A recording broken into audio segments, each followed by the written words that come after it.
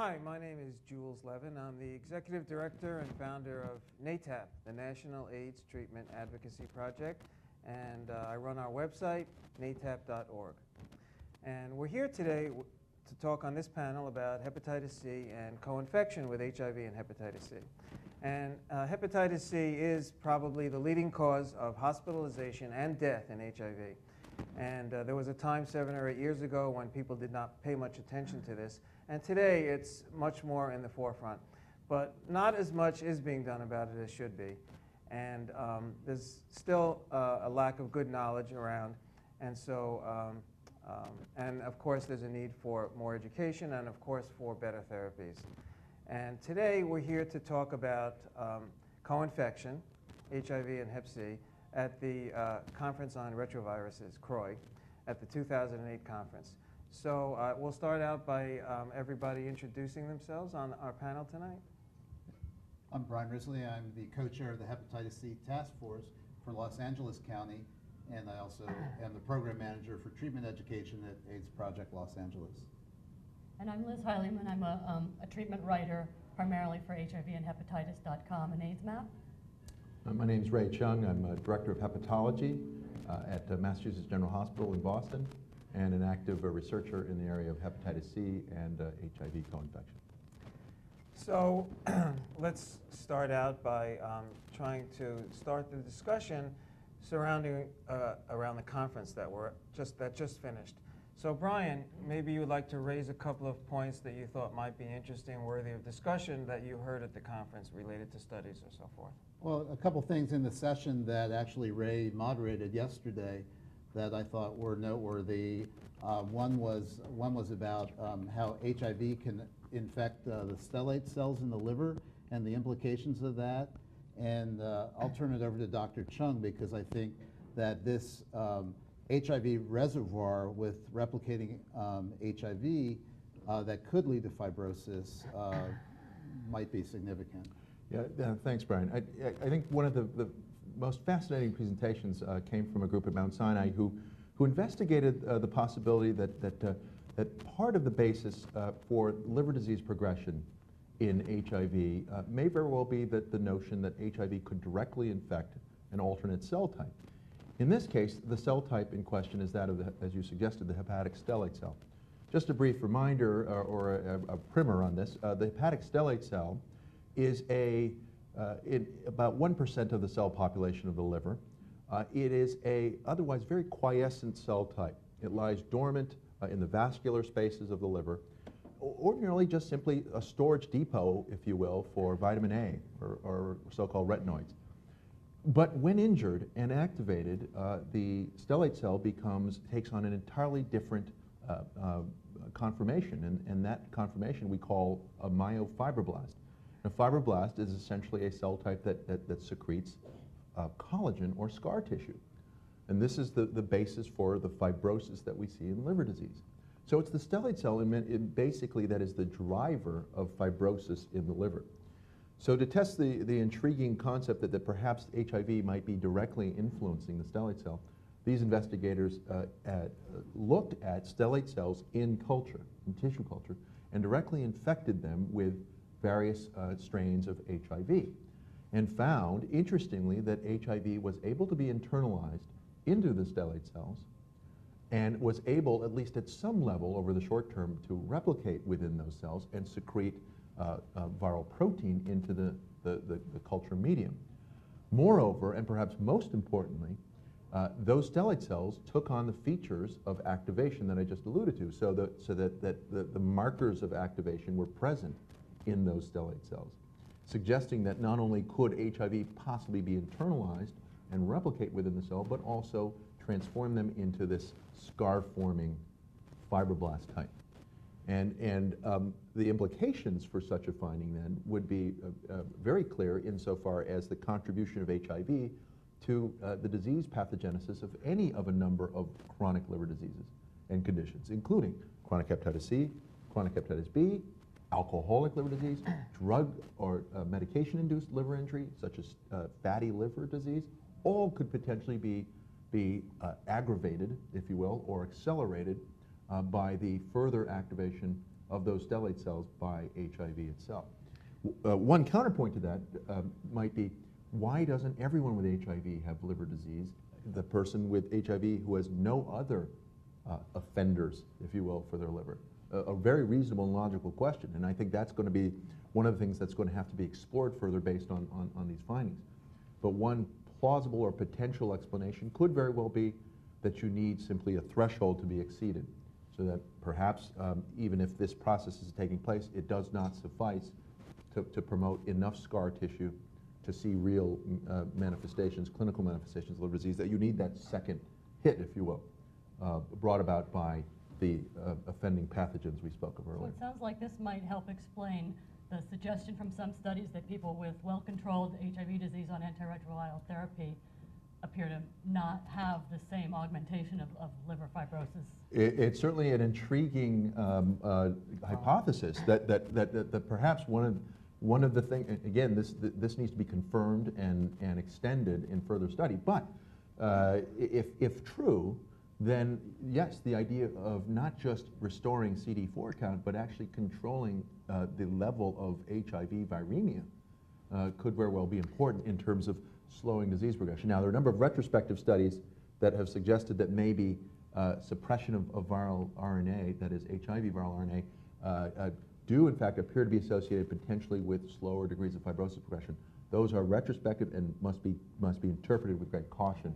But again, I think the hypothesis is certainly out there and again, potentially testable. Well, let's be clear, because I've been working in hepatitis a long time, and I have lots of issues about in vitro studies, which are not that important until they're proven worthwhile in the clinic when you deal with patients. There's lots of theories about things. What can you bring home to the bank? And so that you're bringing up an issue which I think is very controversial in my opinion, and very important to discuss, because I think you're alluding to some of the studies showing and finding, at least the studies say so, that if you're on HAART, it slows down HCV disease progression. Well, some studies do show that, but I take tremendous issue with that because I think it's not necessarily true, and there are many people who are on HAART who appear to have accelerated hep C progression. And it may be due to, who knows what, it could be due to ART itself. Some people on ART may progress because they're being aggravated by the ART drugs. And then the theory that was proposed by the study that you're mentioning, saying, well, HAART slows down disease. So it's very important to tell people that we don't know the answer to that for sure. HAART, in some people, may accelerate disease, and other people it may slow disease. And we're not sure, really, I think, about slowing disease either, frankly. I think you raise important points that we all need to factor into our interpretation of these data. I mean, I think it's clear that until a long-term or prospective study is done to actually investigate the strategy of HAART and its impact on liver disease progression, that we really will not have a complete answer. The reason I bring that up is because a study is a study, and real life is real life. And in fact, we want to make sure that people don't take home the message, well, if I go on HAART, my disease is going to slow down, my hep C, and I should be okay. We want to make sure we don't necessarily promote something that may not be true for somebody, give them the wrong message. Because at the same time, we have Sokowski's study from Hopkins and a couple of other studies showing that people on HAART over the course of 3 years progress 2 stages of disease, which is completely opposite to the study that was published that you're referring to. Again, I think that it's important to realize that for each individual patient that there needs to be a weighing of each of these factors in making treatment decisions. For instance, factors related to which virus, if any, should be treated first. And I think much of that is predicated on the anticipated response rates to antiviral therapy for C, as well as the severity and stage of the liver disease that they have at that moment in time, and therefore the pressing concern of treating them now versus the ability to wait, and of course the stage of HIV disease. Well, now you bring up a very important clinical question in my mind, and maybe we should start down so we can give everybody a chance to talk about this. And the question is, so as we all know, at least up here, We know that in monoinfection, Hep C monoinfection, 20% of people approximately go on to serious complications, cirrhosis, and so forth. And so they don't necessarily need to be treated as quickly. The decision to treat, people wait, and they sometimes monitored over the course of years. But we know that in co-infection, people appear to be all progressing very quickly, or the risk of progression is certainly clear, and it could be quick. And it could be, as Sokowski's study has shown, it could be in 3 years or something. Doesn't mean, I think it was 25% of people in the Sokowski study progressed 2 stages of disease over 3 years. So let's start with Brian, and we'll work our way down. When do you think somebody with co-infection should be treated? Early? Can you wait? And how do you make that decision? Well, it's not me making the decision, but I'm going to defer to a clinician. But I mean, obviously there are markers, and viral load's not always the most reliable marker. We know that because Hep C viral loads are generally way higher than HIV viral loads untreated. So you know, yesterday in the session they talked about MELD, but that pertains more to fibrosis and cirrhosis. But also, you know, liver biopsy as a marker of when to treat. And there's a lot of doctors, fortunately, who feel like if someone's co-infected, there's no reason not to treat. So I would subscribe to that. My own personal opinion is get the CD4s high, because it may have to do with better outcome with Hep C treatment, and then treat. Liz? I think it's a hard question today because there's drugs coming down the pipeline, the sort of directed anti-HCV agents that look like they may perform considerably better than the interferon and ribavirin that are used now with less side effects. So, you know, I think if somebody has very early hepatitis C without much indication of current liver damage, I think it would be a hard choice, you know, whether you would take the side effects risk of going on interferon with what is about a 40% chance if you're genotype 1 of having a sustained response versus waiting till something better comes along in maybe 2 or 3 years. So I think that's still unclear. Dr. Chong? Well, you know, again, if you're talking about the patient who is now essentially naive to both antiretroviral therapy and HCV therapy, and the decision is before you as to what to treat first, I think it's important to consider your odds, your likelihood of succeeding with a given course of therapy. So to the point of addressing a patient with PEG and ribavirin therapy, if that patient has genotype 2-3 disease, and we'll sort of deal with that issue first, we can treat that as a curable infection, because we can talk about sustained response rates in excess of 50% even in the co-infected cohort, and that we should shoot for the fences in those patients, irrespective of really essentially of HIV disease state. On the other hand, for the genotype 1 infection, I think a liver biopsy is essential to stage these patients. If those patients have a high viral load, if those patients have advanced fibrosis, your odds drop. Your odds of success drop. Now you're talking now, you know, in general, we're talking about dropping to success rates of well under 20% in the advanced fibrotic high viral load patient. Okay? If you have diabetes? Steatosis, insulin resistance only add to the uphill battle for those patients.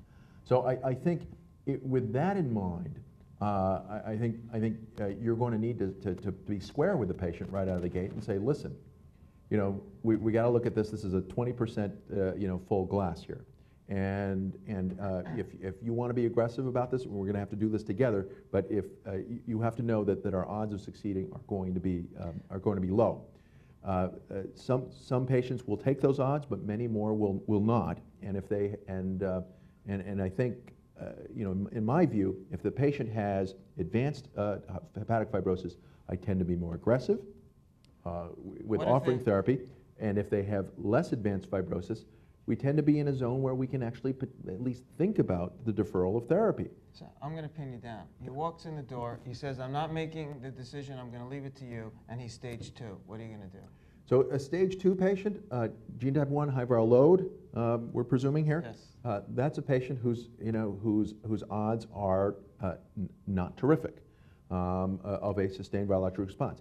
If the patient has no contraindications to therapy, I would still say, given the fact they've already gotten to stage 2, so they're already a fibroser at some level, I would offer them therapy with the notion that we would say, listen, we're going to look at your kinetics, we're going to look at your week 4 response, we're going to look at your week 12 response. We'll have a low threshold to pull the plug on therapy for you if you have a hard time with treatment. But we should make the effort to try to treat because of your liver disease, because you have moderate fibrosis on your biopsy. And in fact, this is probably my best chance of making any difference right now, because as you advance with your liver disease in future years, our rates of success correspondingly diminish. Now, So I would offer, under those circumstances, therapy for C. well, this is a strong offer. This is yours. Okay. Sometimes that's how they put it. I'm offering it. He's really telling the patient, I think you should do it. That's how they do it. So stage 1. He walks in, he's stage 1. Stage 1 disease. Here you have more wiggle room. I mean, here, depending on the aggressiveness of the patient, I would say we can watch this. Okay, we can certainly defend watching this. Okay. Okay. Go ahead. The problem is, we can watch it. How are you going to watch it? You're going to do another Serial biopsy a year biopsies. down the line? I'm not going to do it a year down the line. I might do it two or 3 years down Do the you line. think 3 the years. non-invasive tests are not ready for prime time Not ready. yet? They're not ready for prime time for fibrosis stages. If you're on a 6-point scale, for instance, they're not ready for prime time for fibrosis stages from 2, 3, and 4. Let me tell you the problem with what you just recommended. This person walks in with stage 1. You did a biopsy, he's stage 1, and you're going to wait 3 years for the next biopsy. Sokowski showed 25% goes 2 stages ahead in 3 years. Those data notwithstanding, I think it's very important. That was one study. There's been a Spanish study too that showed that. Understood. I think that whether we do it at 2 years or 3 years, I think we're going to we'll have to finesse that. But the fact is that I'm going to serially monitor that patient if I choose not to treat that patient. I will offer them and share with them the data that you've just mentioned, and ask if this is and if the patient certainly responds to that information and wants to be proactive and aggressive about treatment, we will be proactive and aggressive about treatment, with the idea that we may fall short. Again, falling short meaning not having a response at 12 weeks, and we'll throw in the towel at 12 weeks. So, I waited till last to give you my opinion. What's your opinion, Jules? Well, I tend to be more aggressive in the co-infected patient. I'm very concerned about the risk for fast progression. I mean, we know nothing for sure. You never know if one person is going to be an accelerated progression or not. So the only way to find out, there is no way to find out. So the risks, 2 studies have shown that 25% of people in their studies went 2 stages ahead over the course of 3 years. And I've heard stories of people progressing further than that over the course of 3 years. So, I tend to be cautious. So everything else being equal, I would like to do a biopsy every year, but no one's going to do that. So you take a risk by not treating. So if you're stage 1, I'm not writing prescriptions. But if I'm stage 1, I'm going to consider very strongly going on therapy. And if it's not working, I can still stop at 12 weeks. Understood. Let me just, before being so alarmist about the data that you've just raised, I do want to share with you perhaps data from a study that we might be talking about anyway, and that's the SLAM-C trial, the maintenance trial of PEG interferon in the AIDS clinical trials group cohort. This study was designed to examine the value of so-called maintenance therapy in those patients who are non-responders to PEG interferon and ribavirin. After a 12-week course in which they failed to drop their viral load by 2 logs or greater, patients were then randomized to receive either PEG interferon, 180 micrograms weekly, or observation. Now, the point I want to make is that group was followed for 72 weeks or a year and a half, flanked by biopsies on either end of those 72 weeks, with the idea that fibrosis progression might be more accelerated in the observation group compared to the maintenance group, which potentially, at least the hypothesis went, slowed the progression of fibrosis, the interferon did. Well, an interim data analysis of that trial conducted a number of months ago, in early 2007, indicated that the observation group had essentially failed to progress during that 72-week period. And that because of that fact, it would have been statistically impossible to demonstrate a benefit for the PEG interferon arm. And as a result, the study was prematurely terminated on those grounds. So the point I want to make, though, is that observation arm, if you will, the natural history arm for 72 weeks, who were the great majority well controlled on heart with suppressed viral RNAs, did not progress fibrosis-wise. But you're talking about on average in a study of 100 or 200 people, but everyone's an individual. Understood, but to the point about 25% progression at 3 years, in a year and a half or half of that duration, there was no progression observed in this group. There was literally a mean progression of no fibrosis points. So I am not making the point that HIV disease, the co-infected patient, progresses no more than the mono-infected patient. We cannot make that conclusion from this relatively limited follow-up period. But I think it is important to make the point that the reason the sample size was selected and this duration was treated were based on models of fibrosis progression from early years of the study of co-infection, and the notion that somehow there was going to be a steeper fibrosis progression curve. Now, lots changed since those early modeling studies were done, and one of those changes has been the greater penetration of heart. So whether heart ultimately has works, clearly isn't going to work for everyone. I think we can all cite examples of the point you made earlier. But the fact is, in aggregate, there very well may be an aggregate benefit suggested by this arm of this trial. So being on heart. Being on heart and not showing clear-cut fibrosis progression over an 18-month period. Brian? I'd like to raise another point, because I don't know how much time we have, but and this is a real-life study, not a in vitro study, and this came out of the session yesterday too, and it's disturbing news about reinfection for people who had sustained virologic response, who were treated for their Hep C, who were co-infected, and then had reinfection.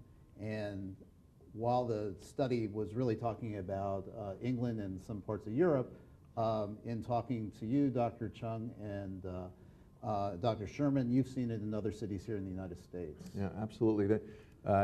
What Brian is alluding to is the notion that HIV-infected men in particular, men having sex with men cohorts in a number of cities have had described acute HCV outbreaks. These were first described in Europe, but there certainly have also been witnessed in cities like New York, as well as even in Boston. The point, I think, to be made there, certainly transmission through the permucosal route is certainly something that we hadn't considered as a significant or efficient, the permucosal, through sexual transmission. Sexual transmission. Excuse me. Sexual transmission of hepatitis C had not been considered a dominant form of transmission of the virus. We'd always thought of it as a blood-borne pathogen spread by injection. However, these data, I think, clearly demonstrate that with risky behaviors, that transmission through sex can occur in certainly in HIV-infected persons where potentially not only is mucosal immunity potentially compromised, but so too is systemic immunity compromised in terms of bringing about successful clearance of that infection spontaneously. Be that as it may, these cohorts led, of course, to the description of acute hepatitis C outbreaks, and with many of those clinical cases recognized, the subsequent treatment of those patients with PEG interferon and with or without ribavirin-based regimens. The good news is that our success rate in those cohorts is significantly better than those observed in chronic HCV infection, particularly in co-infection, where you can have success rates for managing acute infection upwards of 80 or 80+% compared to the rates that we've seen of less than 40% in chronic HCV infection. So we are certainly in many ways encouraged by those statistics, but But the subsequent data presented by this group from Australia demonstrating that those who had achieved a treatment-induced clearance or sustained virologic response were still very much at risk if the behaviors continued. If the very behaviors that got them into trouble in the first place continued, were certainly susceptible to reinfection. And that was demonstrated nicely by sequence analysis showing them that these were not late relapses of their original infection, but rather, in some cases, several years later, recurrence with a disparate infection, with a disparate and distinct sequence from the original viral sequence. So I think the important take-home point is that protective immunity does not result from successful treatment for hepatitis C, nor does it result from those rare cases of successful spontaneous clearance. Yes, there are antibodies that are produced, but they are not successfully protective in terms of preventing future infections. So that's the first time I've heard spontaneous clearance is not protective. That is absolutely clear. Okay. The so-called neutralizing antibodies can be measured, but they are present in such low quantity that they really do not protect against subsequent re-challenge with not only a different genotype or subtype infection, but even the same infection that was previously acquired. So we have 10 minutes left. A couple of issues that I'd like to cover. One is there's plenty of data showing that in co-infected individuals, when one partner has HIV in a sexual relationship, the risk for transmitting Hep C sexually is higher. And such risk factors are things like STDs, HIV itself, and so even when, and we're not talking about partying and using drugs and really risky behavior, but just when the presence of STDs are there and HIV itself, the risk for hepatitis C transmission between two men or a man and a woman is higher than it is when in just the mono-infected Right, and that individuals. also increases the risk of mother-to-child transmission of hepatitis Right, C so as I mean, well. you all are in agreement with that, and I can move on to the next issue. I just wanted to raise that so people take that home with them, that there is a risk for sexual transmission, particularly amongst co-infected individuals where often STDs are present. So the other issue I'd like to bring up is, and you already covered one of them, and that is, we know your feeling, and I agree, that liver biopsy is still the standard of care, and that the non-invasive measures have yet to be well established. Okay, so I wanted to bring up, I think it's important for us to talk about new drugs that are in development and what that means and how you should factor that in, and particularly the risks involved in the new therapies. And maybe you'd like to start out by talking about the risk for resistance with the new protease inhibitor and new Hep C drugs.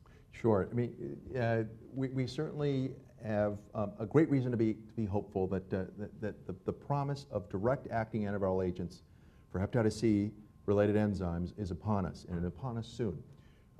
Proof of concept has clearly been demonstrated that inhibitors, small molecule inhibitors against the hepatitis C-related protease, as well as the hepatitis C encoded polymerase, can certainly demonstrate meaningful and substantial antiviral activity in vitro and, most recently, in vivo in clinical trials.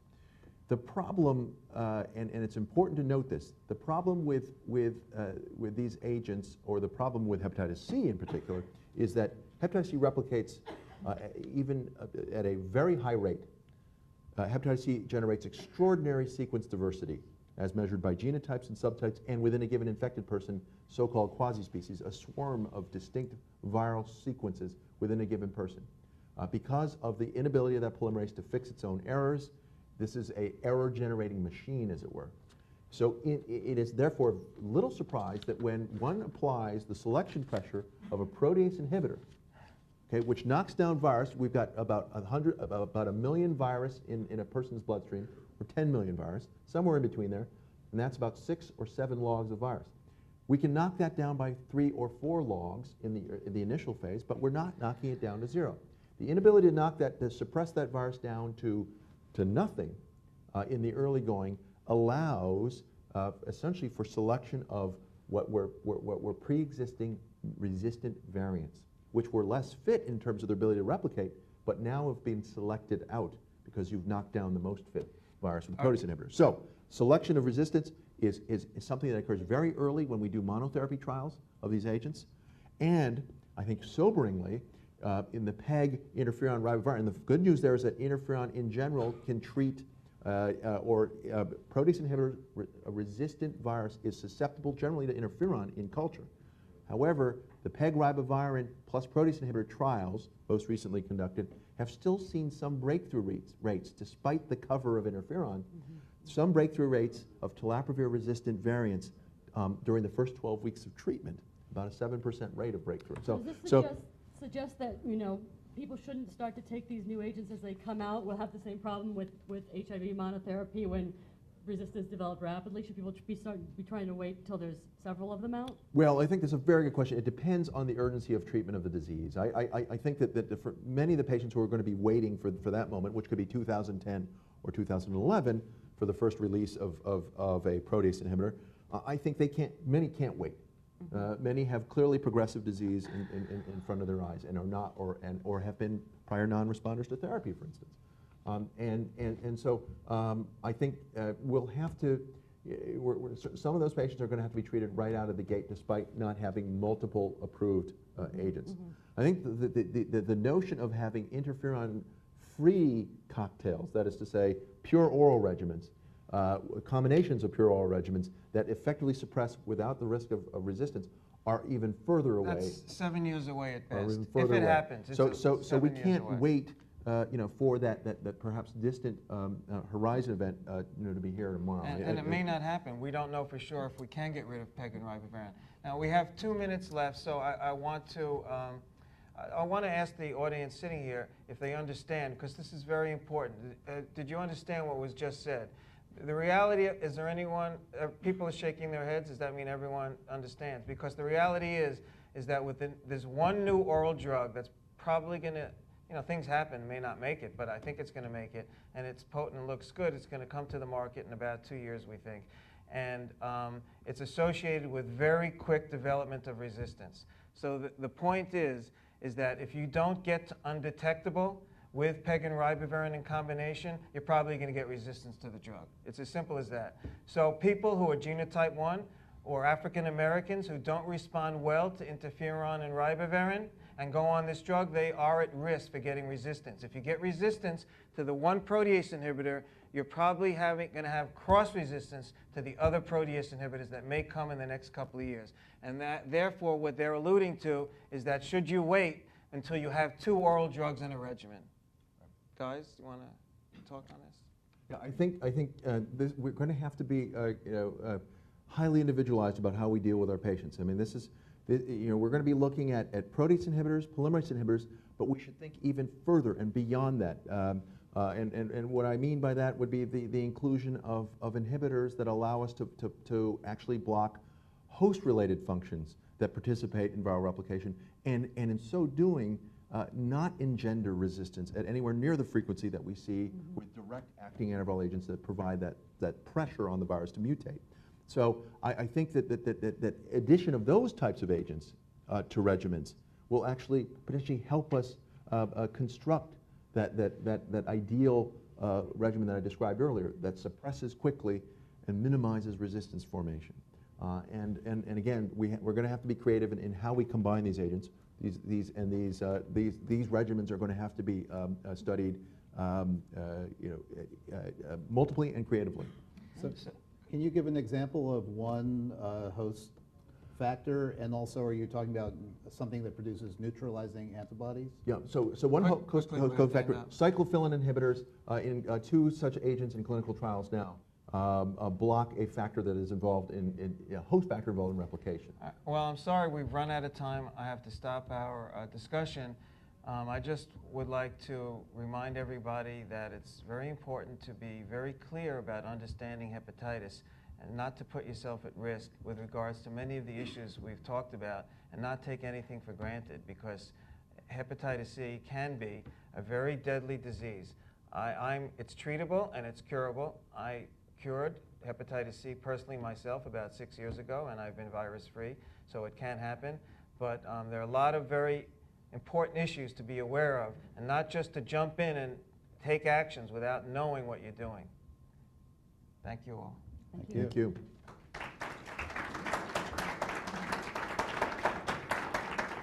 Oh, well, you never have enough time. I thought it was pretty good.